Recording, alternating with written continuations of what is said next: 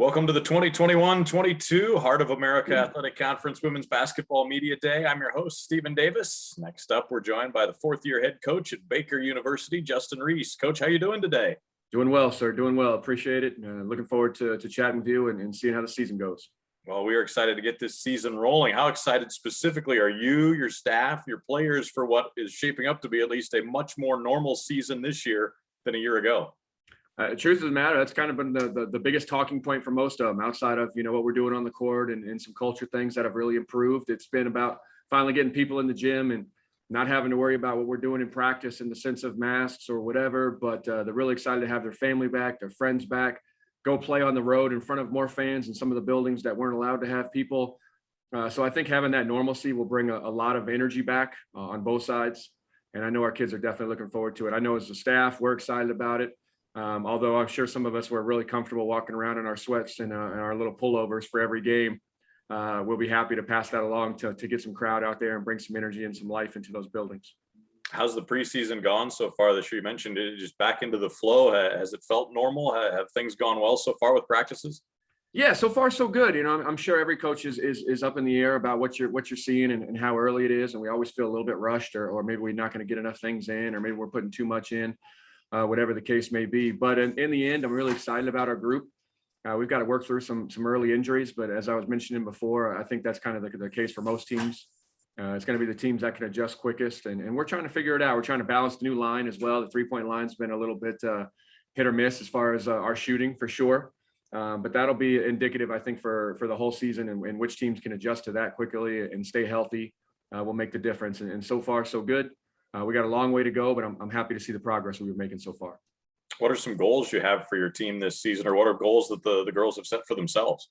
Sure, that's a great question because unfortunately for us, we missed our one goal that we had last year as a team was everything that we were dealing with in the off season and the injuries and things that we had is make the playoffs, and we missed it by a game, and that was really unfortunate and upsetting for a lot of these returners. So I know they set that to themselves, and the first goal, bottom line, is make the playoffs, be in the conference tournament this year, and then kind of let the chips fall where they may at that point. So that's kind of been our main goal, our main team goal, if you will. We've got some individual goals in the sense of recovery times and what they want to do and what they want to shoot and things like that. But I'm really proud of the fact that the one team goal so far that they've all come to agree on is number one, let's make sure we're in the tournament. Where traditionally Baker's been, it's never been necessarily a thing of the sense you look and, well, Baker's going to be there, and that's been the tradition of the Heart for a while. And in the last couple of years, it's been up and down for us. So the goal is to get back to where, in our minds, where Baker basketball belongs, being in the tournament. And then, we'll see how it goes from there.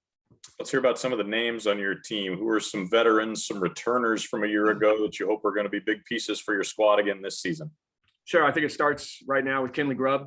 She's a returner redshirt junior for us. She had a big season, first season with us last year. Excellent driver, slasher, did a great job from the foul line, getting herself in some free looks there. Her energy and how our team flows around her will be a big key. So we're looking forward to getting her back. When she comes back from being injury, I think that's when you'll really see us kind of gel as a team offensively. And then we'll look at Grace in a sense of what she can bring to us. And what I mean by that, Grace Isaacson from Georgia we had for the last year as a transfer. I think her point totals and her rebound totals could see significant raises, even as learning our new system, learning a whole new league, coming from a different style of play from where she was at the Division II level to what we're doing here in the Heart was a big adjustment for her. And I'm looking forward to seeing how she bounces back to that, because I think she's capable of being an all-conference player. I think she showed that late in the year when we had to lean on her more. She carried us to those last couple of weeks. And had some, a couple of 20-point, 10-rebound games. I'm expecting big numbers and excitement things out of her. Hopefully she can reach that all-conference level. And then we're looking at some of our younger kids growing up and hopefully being contributors on a more, consistent level, being starter minutes or just being kind of those glue kids that do all the little things. That could be Leah Van Welden, probably our best outside shooter, who's been challenged, and we're expecting more out of her with obviously the new line and probably an increase in minutes. Excuse me. We're also looking at Emma Cunningham, which we started every game as a freshman.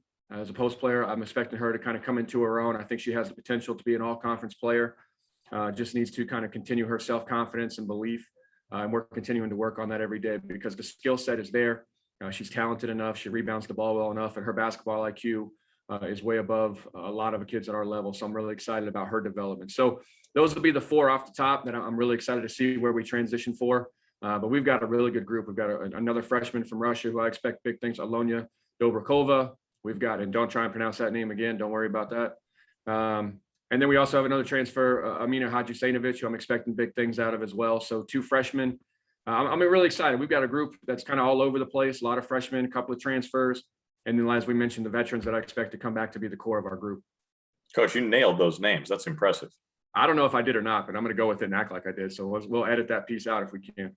Well, it sounded good to us. How about your time in the Heart now? You know it well from your time at Valley, now at Baker. How tough is this league night in, night out? You mentioned you got to make the conference tournament to really have a chance to make some noise. How tough is it to move up in this league, to finish in the top 8, to finish in the top 4, potentially make a trip to the national tournament? What does that mean? What does it take to move up in this league? You've hit the nail on the head. I mean, my time at Valley kind of, really learned me in a quick way what it was. We took an unexpected, or people didn't have high expectations for our Valley team, and then we made a great run in the conference tournament and made it to the semis and had a great season. But the league has changed even since then dramatically in the sense of the talent level, the depth of the league, adding some new teams since that time as well, bringing in some multiple talented teams in conference. Made it really tough. The travel makes it difficult going up into Iowa, going to those different places, to different parts of Missouri, some of those buildings, and just those teams and coaches. The league is elevated to a whole new level. Quite frankly, I'd be surprised if we didn't have 4, if not 5 teams in the top 25 all year, especially with what everybody's been able to bring back.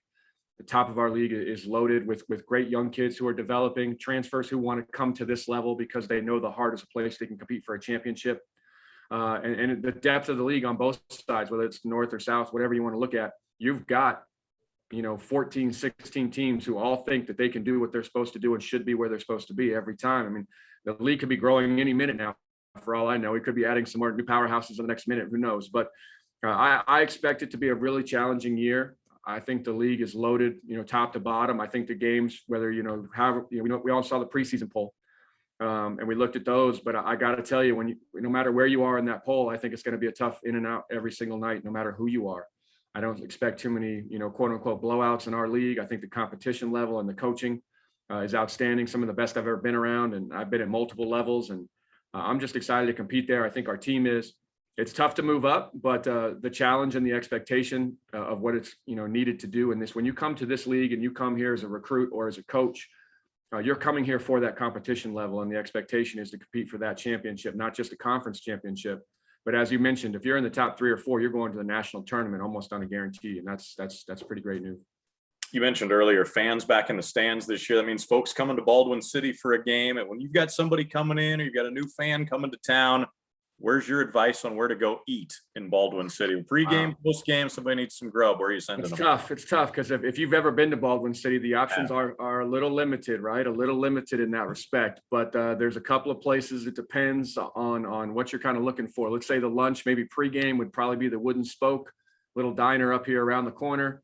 And a place that's kind of just opened, a little bit hidden gem, if you will, for afterwards, or if you do a pre-order or something of that nature, is a little pizza place down there that we like to go to. And here's what's killing me is I'm forgetting the name already top of my head, and then they're going to shoot me for it. So we're going to definitely have to figure that piece out. I'm going to remember it as soon as we hang up here, but we get our orders from there and they do a great job. It's definitely a little bit, more local, a little bit more home feel, and they take really good care of us. So those are my 2 expectations. If you're looking for something a little bit more mainstream, you might need to hit the road and head to Lawrence, to be honest with you. Well, Coach, you nailed it right there. We appreciate the time. Good luck this season. Appreciate it. Thanks you. That's Baker coach Justin Rees.